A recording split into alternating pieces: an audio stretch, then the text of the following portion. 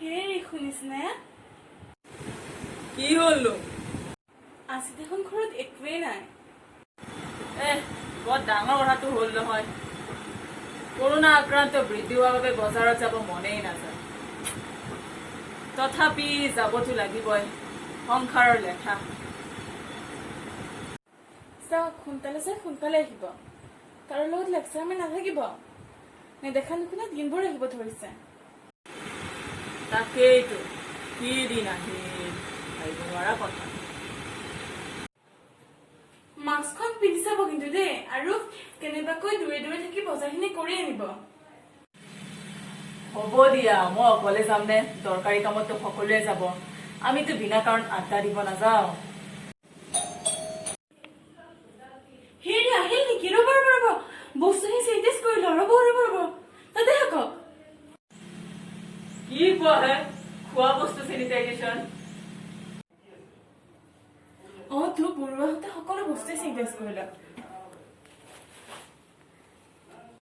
হয় নেকি? তেন্তে কৰা, ময়ো কাপোৰ সলাম। ৰ'ব ৰ'ব ৰ'ব, কাপোৰখিনি খোলাৰ আগতে আপোনাৰ চেনিটাইজ কৰি লওক। তাৰপিছত হাতখন চাবোনেৰে ধুব। আকৌ গৰম পানীৰে গা ধুই ল'ব দেই। বাপৰে, ইমান নীতি নিয়ম? হোৱাকৈ নাজানে নেকি কিমান মানুহ কৰোণাত আক্ৰান্ত হৈ মৰি আছে? টিভি আৰু বাতৰি কাকতত সদায়তো দিয়ে থাকে। মই পাহৰিয়ে গৈছিলো। বাৰু, হ'ব দিয়া। পিছে বজাৰত মানুহ আছিল নে? মানুহ? তুমি মানুহৰ কথা সুধিছা? অসংখ্য মানুহ।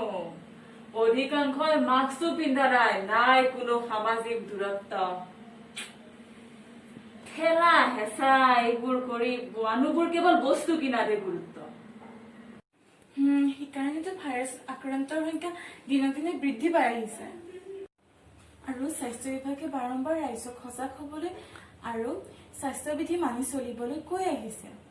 কলে কি হব? একাংশই কোনো নিয়মে নামানে।